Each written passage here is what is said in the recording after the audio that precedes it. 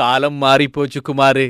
நாங்கெல்லாம் பெற்றோராக இருந்தாலும் பிள்ளைகளை கண்டிக்கின்ற போது மிக கவனமாக சூதானமாக நடந்து கொள்ள வேண்டும். இல்லை என்று சொன்னால் காவல் நிலையத்திலும் போய் இருக்க வேண்டிய ஒரு சந்தர்ப்பம் ஏற்படும். அப்படியான ஒரு சம்பவம் தான் சீனாவில் இடம்பெற்றிருக்கிறது. இப்போதுதான் எல்லா பிள்ளைகளுடைய கையிலும் கையடக்க தொலைபேசி தானே. அதை வைத்து அவர்கள் என்னென்னமோலாம் செய்து கொண்டே இருக்கிறார்கள். நடந்த சம்பவம் இதுதான். சீனாவிலே ஒரு குறித்த சிறுவன் இருந்திருக்கிறார். அந்த சீனாவிலே அண்மையில் புத்தாண்டு கொண்டாட்டங்கள் இடம்பெற்றது.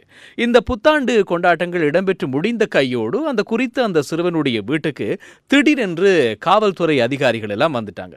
வந்த உடனே அந்த குறித்த சிறுவனுடைய தந்தை அப்படியே பயந்துட்டார். குடும்பமே கொஞ்சம் பயத்தில், என்ன திடீர்னு நீங்கள் வந்திருக்கிறீங்க, என்ன பிரச்சனை அப்படின்ற மாதிரி இவங்க கொஞ்சம் பயந்து போக வந்த காவல்துறை அதிகாரிகள் சொல்லியிருக்காங்க, இங்கேருந்து தான் கம்ப்ளைண்ட் வந்தது, இந்த பேருடைய நபர் யார் அப்படின்னு சொல்லி கேட்டிருக்காங்க. உடனே தந்தை, நான் தான், நான் எதுவுமே செய்யலையே, நான் எந்த பிள்ளையும் செய்யலையே அப்படின்னு சொல்லி அவரும் பதட்டமாக பதில் சொல்ல கொஞ்சம் குழப்பம் நீடித்திருக்கிறது. என்ன நடந்திருக்கு அப்படின்னு சொல்லி உடனே அந்த காவல்துறை அதிகாரிகள் அந்த தந்தையினுடைய மகனை, அந்த குறித்த சிறுவனை அழைத்து, என்ன நடந்தது, யாரு கம்ப்ளைண்ட் பண்ணது, கால் பண்ணது யார் அப்படின்னு சொல்லி கேட்டதுக்கு அப்பதான் ஒரு விஷயம் தெரிய வந்திருக்கு. என்ன அப்படின்னு சொன்னால், அந்த குறித்த சிறுவன் தன்னுடைய தந்தை குறித்து ஒரு முறைப்பாட்டை செய்திருக்கிறார் காவல்துறைக்கு அலைபேசி மூலமாக. என்ன அப்படின்னு சொன்னா, நடந்து முடிந்த இந்த புத்தாண்டு கொண்டாட்டத்தின் போது என்னுடைய சொந்தக்காராக்கள் எல்லாம் எனக்கு காசெல்லாம் தந்தாங்க. அது வழக்கம் தானே, அங்கே இல்லை இங்கேயும் தான் எப்போதுமே சிறுவர்கள் வீட்டில் இருந்தா சின்ன பிள்ளைகளுக்கு புத்தாண்டு கொண்டாட்டங்கள் அப்படின்னு சொன்னா வாரவங்க போறவங்க எல்லாருமே அப்படியே செல்லமா கையில காசு கொடுப்பாங்க.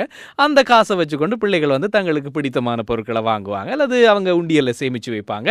காசண்டா எல்லாருக்குமே ஒரு விருப்பமான விஷயம் தானே, அது பிள்ளைகள் செய்கிற வழக்கமான விஷயம்.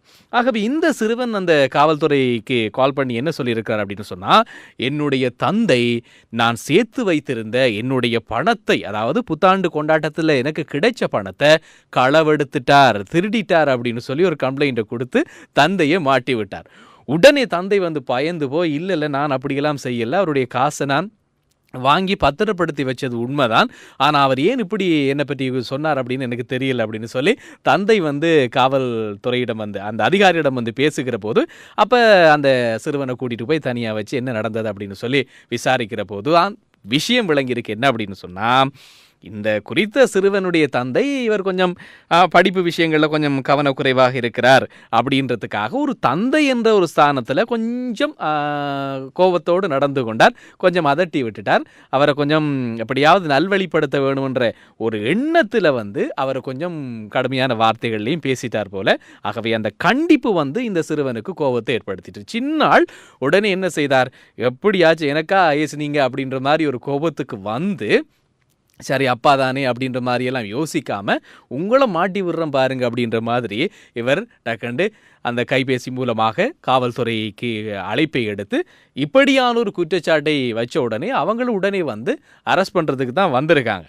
சரி, இப்படி ஒரு விஷயம் நடந்துட்டு அப்படின்னோடனே எல்லாருக்கும் இப்போ தெளிவாக விளங்கிட்டு, இப்போ மகனை தந்தை கண்டிச்சிருக்காரு, அதுக்காக மாட்டி விடணுன்றதுக்காக இப்படி ஒரு விஷயத்த அந்த தம்பி செஞ்சுட்டார் அப்படின்றதுக்காக காவல்துறை அதிகாரி வந்தவர் அவர் அப்படியே செல்லமாக அப்படி அழகாக கூட்டிகிட்டு போய் ஒரு ஓரமாக வச்சுட்டு, நீங்கள் இப்படியெல்லாம் செய்யக்கூடாது, அப்பா உங்களில் இருக்கிற ஒரு பாசத்தெலாம் எப்படி செஞ்சுட்டார், நீங்கள் அதெல்லாம் ஒரு பெரிய விஷயமா எடுக்கிறதா, உங்களோட காசை அப்பா அப்படியே பத்திரப்படுத்தி வச்சிருக்கிறார், உங்களுக்கு எப்போ தேவையோ அப்போ கேளுங்க, அப்பா தருவார் அப்படின்ற மாதிரி அவருக்கு அறிவுரையும் சொல்லிட்டு அங்கே இருந்து கிளம்பி போயிருக்காங்க.